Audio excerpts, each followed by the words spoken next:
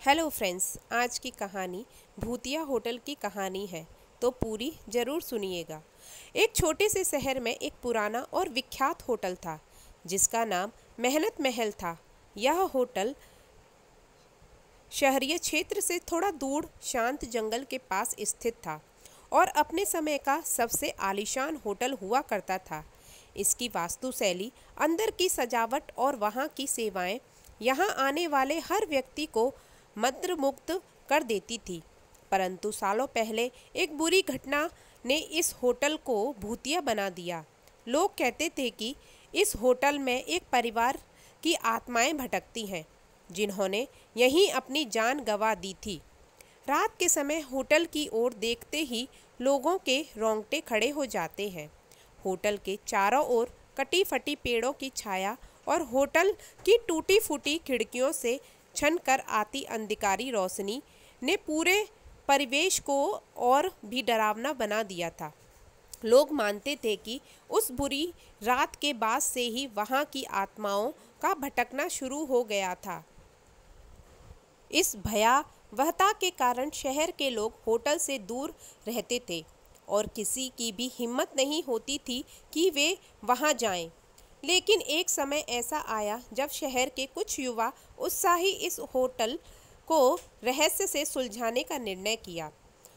उनके मंडल का नेता था रवि, एक साहसी और होशियार युवक जिसे डर का मतलब ही नहीं पता था। रवि ने अपने 3 दोस्त रोहन, सीमा और आरती के साथ इस भूतिया होटल का दौरा करने का फैसला किया। उन्होंने तय किया कि वे उन घटनाओं की सच्चाई जानने के लिए होटल में एक रात बिता के आएंगे। जैसे ही वे होटल पहुंचे, अंधेरा छा रहा था और हवाओं का शोर सुनाई दे रहा था।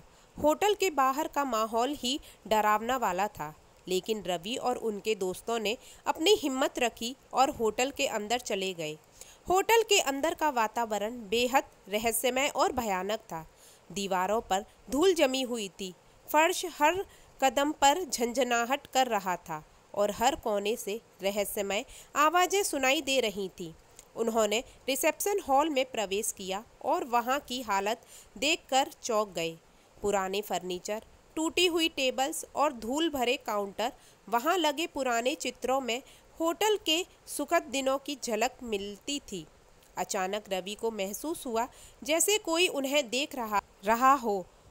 उनने अपने दोस्तों को शांत रहने के लिए कहा और मुख्य हॉल में आगे बढ़ने का सुझाव दिया। मुख्य हॉल में चलते समय उन्होंने देखा कि एक पुरानी लिफ्ट थी जो बंद हो चुकी थी और लिफ्ट के दरवाजे पर खून के धब्बे थे। दीवारों पर लगे चित्रों में होटल के स्वर्णीय दिनों की यादें ताज़ा हो रही थीं, जब यह जगह जीवन और हंसी खुशी से भरपूर थी। लेकिन अब यह केवल भूतों की कहानियाँ और डरावनी कहानियों का केंद्र बन चुका था।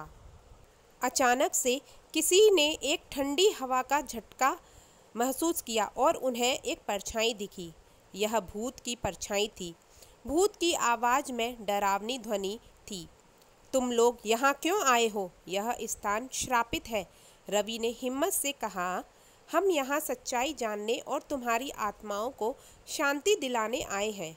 तुम कौन हो और तुम्हारी आत्माओं को शांति क्यों नहीं मिल रही है? भूत ने भारी आवाज़ में कहा, मैं इस होटल का मालिक था। मैंने और मेरे परिवार ने यकीन किया कि हम यहाँ हमेशा सुरक्षित रहेंगे, लेकिन एक रात कुछ डाकू आए और हम सबको मार डाला। हमारी आत्माएं तब से लेकर अब तक यहाँ भटक रही हैं। हमें न्याय चाहिए। रवि ने वादा किया कि वह इस घटना का पर्दाफाश करेगा और उनको न्याय दिलाएंगे। अगले दिन उन चारों दोस्तों ने शहर के लोगों को पूरी सच्चाई बताई और पुलिस को सबूत दिए। पुलिस ने जांच की और डाकुओं को गिरफ्तार कर लिया गया। जांच के दौरान उन्हें कई रहस्यमय तथ्य और सबूत मिले, जिससे डाकुओं को सजा दिलाने की में मदद मिली। पुलिस ने पुराने कागजात, खून के धब्बों और छुपे हुए गवाहों की तलाश की। पुलिस की जांच के बाद डाकुओं को पैसों के लालच में इन मासूम लोगों की हत्या करने का दोषी पाया गया। तब जाकर उन आत्माओं को शांति मिली और वे हमेशा के लिए मुक्त हो गई। अब मेहनत महल होटल फिर से खोल दिया गया और वहाँ कोई भी भूतिया घटना नहीं होती। होटल की पुरानी शान धीरे धीरे लौट आई और लोग फिर से वहाँ आने लगे। रवि और उनके दोस्तों की बहादुरी की हर जगह सराहना हुई और शहर के लोग अब इस होटल को देख डरते नहीं थे। रवि, सोहन, सीमा और आरती की यह कहानी साहस और सच्चाई के प्रति उनकी दृढ़ता के रूप में शहर में प्रसिद्ध हो गई। मेहनत महल अब न केवल एक आलीशान होटल था बल्कि एक ऐतिहासिक स्थल भी बन गया, जहां लोग इस होटल की भूतिया कहानी को सुनते और रवि और उनके दोस्तों की बहादुरी को सराहते। उन चारों दोस्तों का ऐसा मानना था कि उन्होंने न केवल एक रहस्यमय सुलझाया बल्कि एक परिवार को न्याय दिलाया कर उनके आत्माओं को हमेशा के लिए मुक्त कर दिया।